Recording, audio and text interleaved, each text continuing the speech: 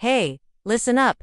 Do you hear this sound? If you do, you're not alone. Millions of people around the world are hearing phantom sounds right now, and some do you won't even realize it as a medical condition. This is tonight. Our goal is to educate you so you can make informed decisions about your health and well-being. It can sound like buzzing, clicking, roaring, even whistling, and the kicker? There's no external sound. It's all in your head. Well, anyone can get tinnitus, but certain professions can put you at higher risk. Now, let's dive into the scariest part. The causes. You might be damaging your ears right now without even knowing it. In fact, 20% of people with chronic tinnitus also suffer from depression. This is the most common type, and it happens when there's damage to your inner ear, or the nerve connecting your ear to your brain. Objective tinnitus. Rare, but even doctors can hear it. But there are ways to silence the noise. 1. Sound therapy. Hearing aids amplify sounds so you can hear better in noisy environments. Once you start hearing that annoying ringing, it might stick around. So, how can you protect your hearing? First things first, keep the volume down. Understanding what causes it and how to prevent it can go a long way in protecting your hearing. Stay safe, stay sound, and we'll see you in the next one. So remember, keep the volume down, take care of your overall health, and give your ears a break from loud noises. Share your insights in the comments. We read every comment. If you found this video helpful, hit the like button and subscribe for more health tips. And if you know someone who could benefit from this information, share it with them. Together, we can spread awareness and support for those dealing with tinnitus. And if you do experience tinnitus, seek professional help. They can guide you toward effective treatments and support you in managing this condition. We're talking about your headphones, earbuds, and any other devices you use to listen to music. Use the 60-60ths rule. 60% volume, max 60 minutes.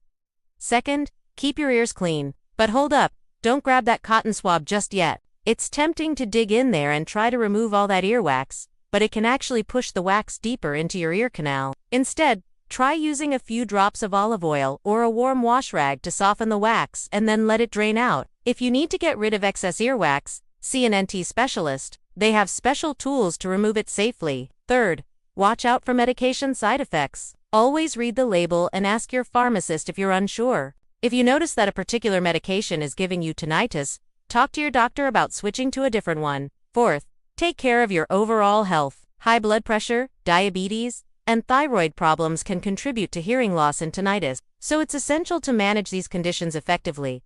Fifth, give your ears a break from loud noises. If you work in a noisy environment or attend concerts frequently, consider wearing earplugs to protect your hearing. And if you can't avoid noise altogether, take breaks to give your ears a rest. And guess what? By improving your overall hearing, they can reduce the volume of your This is like training your brain to tune out the noise. White noise machines and apps can help mask the sound of tinnitus. Some people even use nature sounds or ambient music to drown out the ringing. 2. Cognitive behavioral therapy, CBT. It helps you manage the stress and emotional toll of living with tinnitus. Remember, your brain is a big part of the problem, so managing your emotions is key. 3. Tinnitus retraining therapy. TORT literally teaches your brain to ignore the sound. It involves sound therapy and counseling to change the way your brain processes the noise. 4. Lifestyle hacks. Avoid caffeine, manage stress, protect your ears. Stress can make tinnitus worse, so finding ways to relax, like yoga or meditation, can be helpful. And if you're a headphone lover, take breaks to give your ears a breather. This happens when there's a physical problem in your ear that creates sound waves. The worst part, tinnitus can affect anyone regardless of age or lifestyle. Here's what could be causing that non-stop noise. 1. Loud music in headphones. Come on, how many times have you cranked up your tunes while ignoring this warning? It can be a buzzing, ringing, or roaring sound that seems to come from inside your ear. Trouble sleeping, tossing and turning all night because of that annoying ear noise. Yeah, that's a real struggle. Tinnitus can make falling asleep nearly impossible. And when you can't sleep, everything else in your life suffers. Sensitivity to noise. When your ears are already ringing, everyday noises can sound extra loud and irritating. Think about trying to concentrate in a noisy coffee shop with that constant ringing in your ears? Yeah, not fun. Difficulty focusing. This condition can make it hard to concentrate on tasks or conversations. It's like trying to tune out that one person in a meeting who just, non-stop talking.